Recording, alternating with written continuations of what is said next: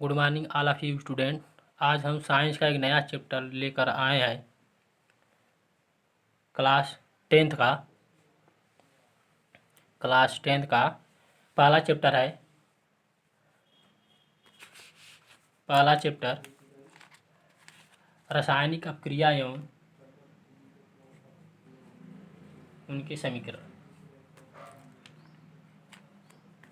रासायनिक अपक्रिया एवं उनके समीकरण। चलिए आज हम स्टार्ट करते हैं रासायनिक समीकरण और उनके रासायनिक अपक्रिया एवं उनके समीकरण। पहली बात तो आप ये जानिए रसायन विज्ञान किसे कहते हैं। आप लोग पिछले क्लास में पढ़े होंगे रसायन समीकरण किसे कहते हैं, रसायन विज्ञान किसे कहते हैं। चलिए हम आपको बताते हैं रसायन विज्ञान किसे कहते हैं। देखिए रसायन विज्ञान क्या होती है। रसायन शास्त्र की वह शाखा जिसके अंतर्गत पदार्थों के संगठन, संरचना, गुण और रासायनिक प्रक्रिया के दौरान इनमें हुए परिवर्तन का अध्ययन किया जाता है। क्या किया जाता है? परिवर्तन का अध्ययन किया जाता है। उन्हें हम क्या कहते हैं? रसायन विज्ञान कहते हैं। पदार्थों का संगठन परमाणु या उप परमाणु कणों जैसे इलेक्ट्रॉन, प्रोटॉन और न्यूट्रॉन से हुआ है। जो भी संगठन हुआ है वो सब किससे हुआ है? इलेक्ट्रॉन और प्रोटॉन और न्यूट्रॉन से हुआ है। यह है रसायन विज्ञान। आप लोग पिछले क्लास में पढ़े होंगे, फिर एक बार और रिवीजन करते हैं, समझिएगा। रसायन शास्त्र की वह शाखा जिसके अंतर्गत पदार्थों के संगठन, संरचना, गुणों और रासायनिक प्रक्रिया के दौरान जो भी रासायनिक प्रक्रिया होती है, आप लोग जानते हैं रासायनिक प्रक्रिया एक नए तत्व का निर्माण होता है, के दौरान इनमें हुए परिवर्तनों का अध्ययन किया जाता है। पदार्थों का संगठन परमाणु या उप परमाणविक कण जैसे इलेक्ट्रॉन, प्रोटॉन, न्यूट्रॉन से होता है। जो संगठन है उन्हें हम क्या कहते हैं? रसायन विज्ञान कहते हैं। क्या कहते हैं हम? रसायन विज्ञान कहते हैं। चलिए अब रसायन विज्ञान के आगे हम स्टार्ट करते हैं। रासायनिक परिवर्तन क्या होता है? क्या होता है? रासायनिक परिवर्तन क्या होता है? आप लोग ध्यान से समझिएगा रासायनिक परिवर्तन क्या होता है। चलिए देखिए रासायनिक परिवर्तन क्या होता है। जब कोई पदार्थ किसी अन्य पदार्थ से मिलकर एक नए पदार्थ बनता है। क्या? जब कोई पदार्थ किसी अन्य पदार्थ से मिलकर एक नया पदार्थ का निर्माण होता है तो उसे रासायनिक परिवर्तन कहते हैं। और इन प्रक्रमों को रासायनिक अपक्रिया कहती हैं। जो भी टोटल जो परिक्रम होगा उन परिक्रम हम क्या कहेंगे? रासायनिक अपक्रिया कहेंगे। जैसे रासायनिक परिवर्तन में भोजन का पकना, जिस तरह आप भोजन जो पकाते हैं वो दूसरे पदार्थ में बन जाता है, ये नए पदार्थ का रूप धारण कर लेता है। ये आपका क्या है? रासायनिक परिवर्तन है। जैसे शरीर में भोजन का पचना, जो हम भोजन करते हैं, जब हमारा भोजन शरीर में पच जाता है अच्छी तरह से, तो ये क्या होता है? ये भी रासायनिक प्रक्रिया है। जैसे दूध से दही बनना, ये सब क्या है? रासायनिक परिवर्तन है। अब आगे हम आते हैं रासायनिक अपक्रिया। अब रासायनिक अपक्रिया क्या होती है? रासायनिक अपक्रिया के दो भाग होते हैं। कितने भाग होते हैं? दो भाग। और ये दो भाग कौन कौन से हैं? एक अभिकारक होता है और एक उत्पाद होता है। क्या होता है? एक अभिकारक होता है और एक उत्पाद होता है। अब चलिए आगे हम अभिकारक और उत्पाद के बारे में जानते हैं। अभिकारक क्या होते हैं? अभिकारक यानी वे पदार्थ जिनमें रासायनिक अपक्रिया के द्वारा रासायनिक अपक्रिया के द्वारा रासायनिक परिवर्तन होता है। क्या होता है? रासायनिक परिवर्तन होता है। उसे हम क्या कहते हैं? अभिकारक कहते हैं। यानी वे पदार्थ जिनमें रासायनिक अपक्रिया के द्वारा रासायनिक परिवर्तन होता है उसे अभिकारक कहते हैं।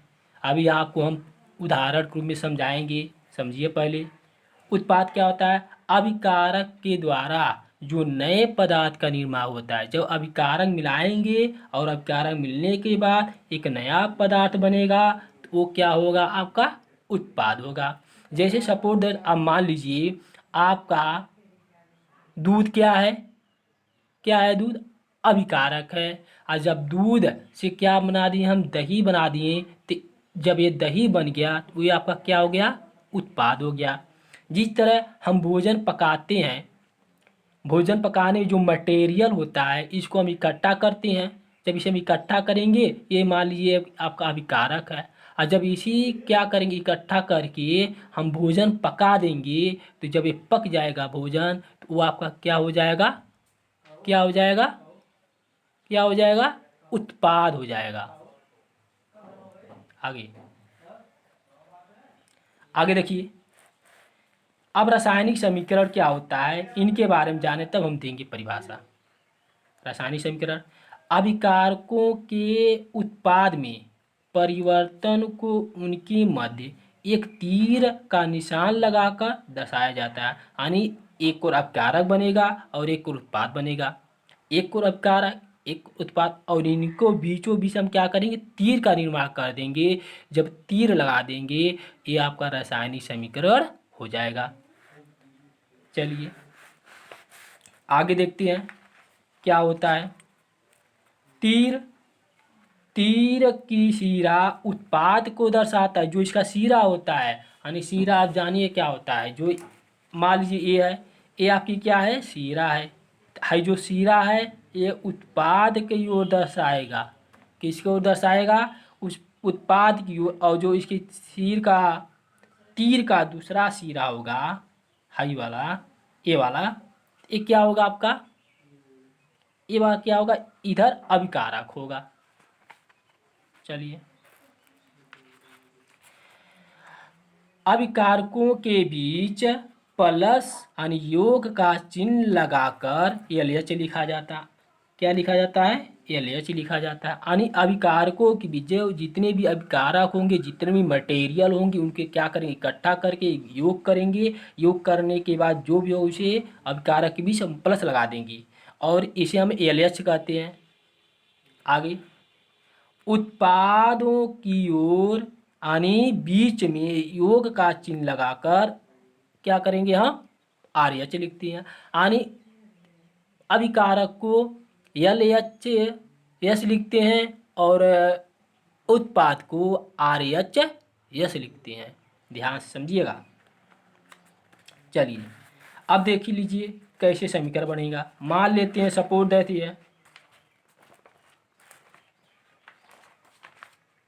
सपोज दैट क्या है, ये आपका Zn H2SO4 ZnSO4 plus H2, मतलब ये जिंक है, ये क्या है, जिंक, ये आपका जिंक है, ये हाइड्रोजन सल्फेट है। जिंक और हाइड्रोजन सल्फेट को जब हम इसे मिलाएं, क्या किए, जब इसे हम मिलाएं तो ये क्या बन गया, जिंक सल्फेट बन गया। क्या बन गया, यह जिंक सल्फेट बन गया। मतलब ये आपका जो जिंक और हाइड्रोजन सल्फेट है ये टोटल आपका अभिकारक हो जाएगा, और अभिकारक से एक नया पदार्थ का निर्माण बना है, जिंक सल्फेट, और हाइड्रोजन क्या हुआ, अलग हुआ है, ये आपका क्या हो जाएगा, उत्पाद। मतलब देखिए यहाँ जिंक और हाइड्रोजन सल्फेट से एक नया पदार्थ का निर्माण हुआ है, जो नया पदार्थ है जिंक सल्फेट है। और ये जिंक सल्फेट जब नया पदार्थ का निर्माण होता है तो उसे हम क्या कहते हैं, तो बताइएगा, उत्पाद कहते हैं।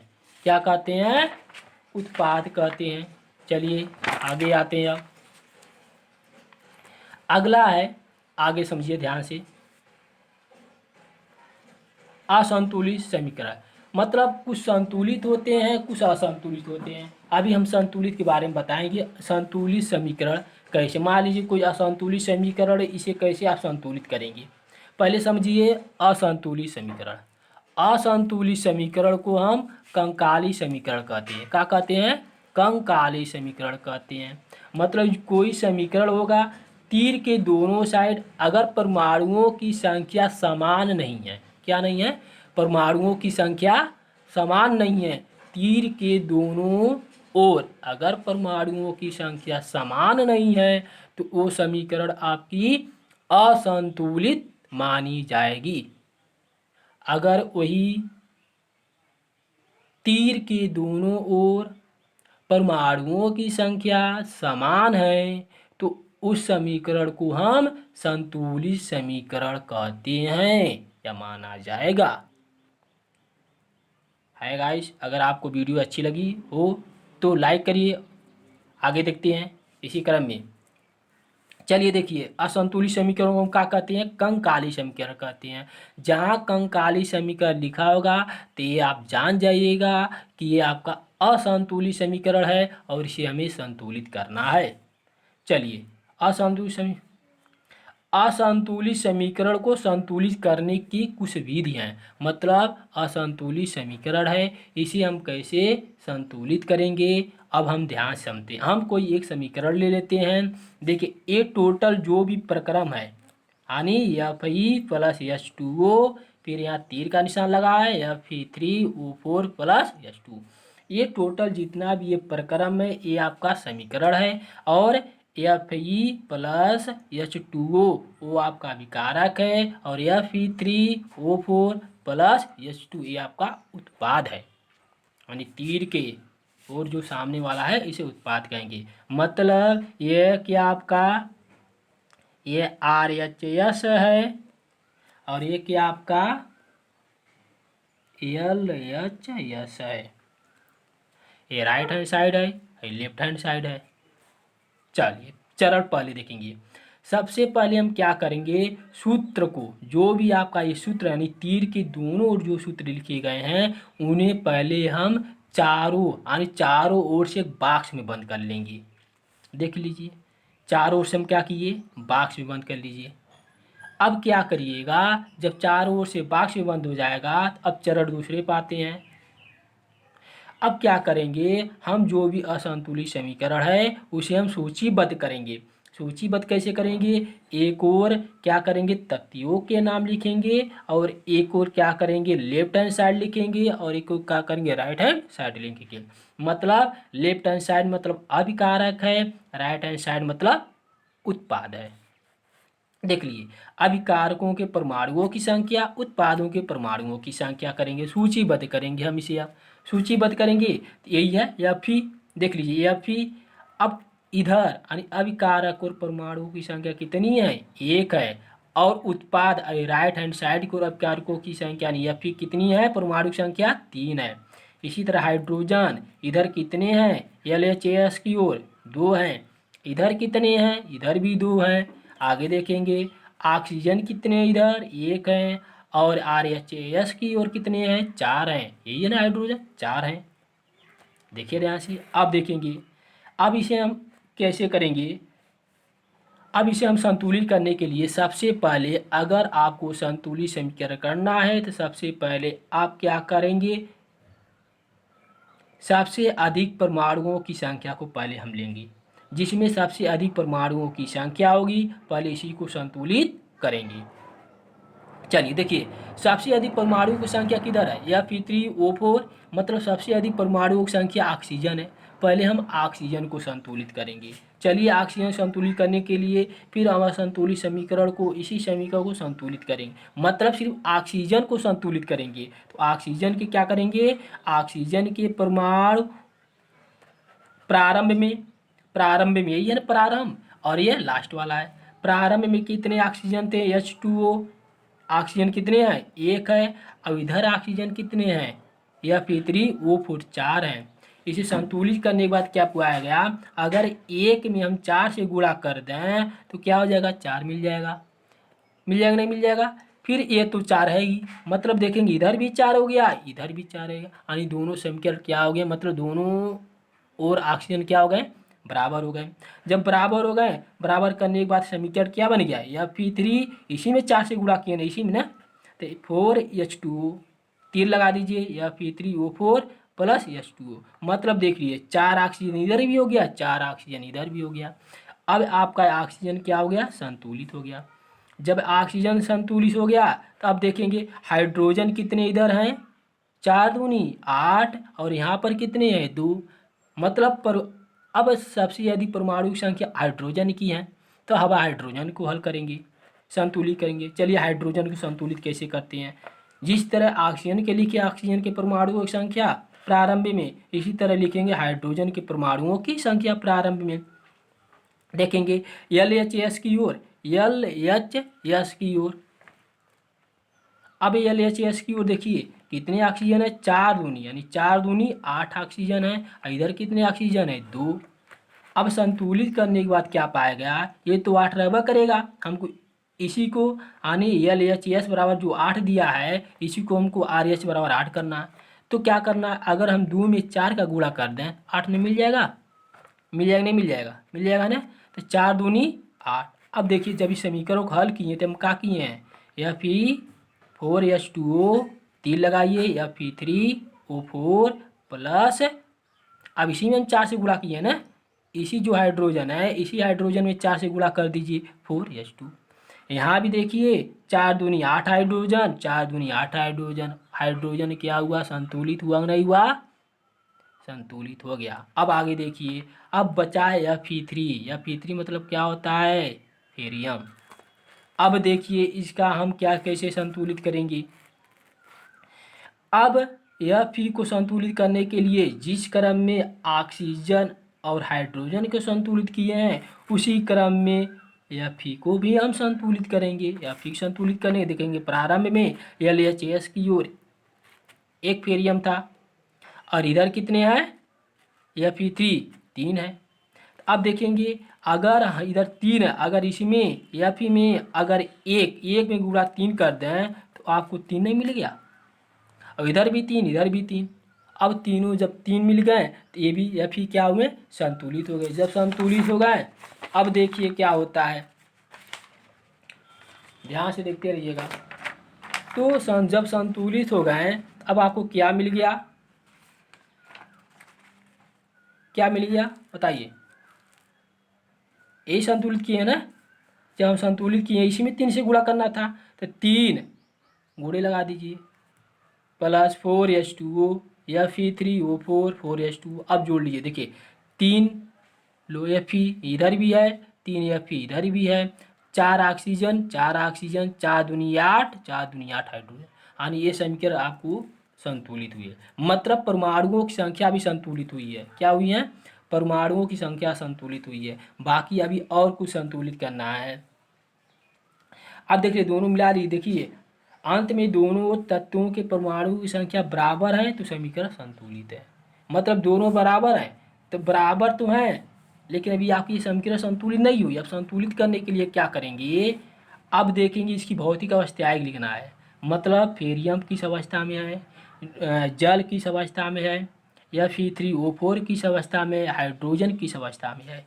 अब इसे हम लिखेंगे तो लिखने के लिए देखिए गैस को हम G से प्रदर्शित करेंगे, द्रव को हम L फॉर लिक्विड, और जली को एक्यूड मतलब AQ, और ठोस को सॉलिड यह से प्रदर्शित करेंगे। अब देख लीजिए ये आपका 3Fe, ये आपका लोहा है ना, जब ये लोहा है तो ठोसम होगा, ठोस हो गया, ठोस को मतलब यह से प्रदर्शित कर दिए। H2O ये जल है ना, ये जल है किस में है, लिक्विड में है, किस में है, लिक्विड में है, तो लिक्विड में लिख दिए।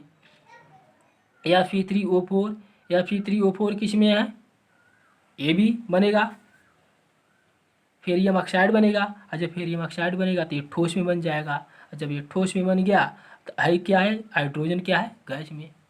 तो अतः ये आपका जो समीकरण है ये पूर्ण रूप से क्या होंगे, संतुलित हो गए। संतुलित क्यों नहीं हुए, ये आपकी जो समीकरण है ये संतुलित हो गए।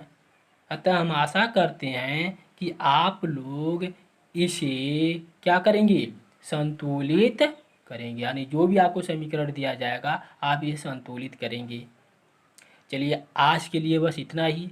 अगर स्टूडेंट आपको अगर ये वीडियो अच्छी लगी हो तो लाइक करिए और हमारे चैनल को सब्सक्राइब करिए, जिससे जो भी वीडियो यहाँ से भेजा जाए तो आपको ये वीडियो तुरंत मिले। चलिए और नोट भी साथ साथ बनाते रहिएगा। अगर आप नोट नहीं बनाएंगे तो आपकी पढ़ाई अधूरी मानी जाएगी। स्टूडेंट, आप लोग क्या करेंगे, साथ साथ नोट भी बनाते रहिएगा, जिससे जो भी नोट बनाएंगे उनकी पढ़ाई और अच्छी होती जाएगी।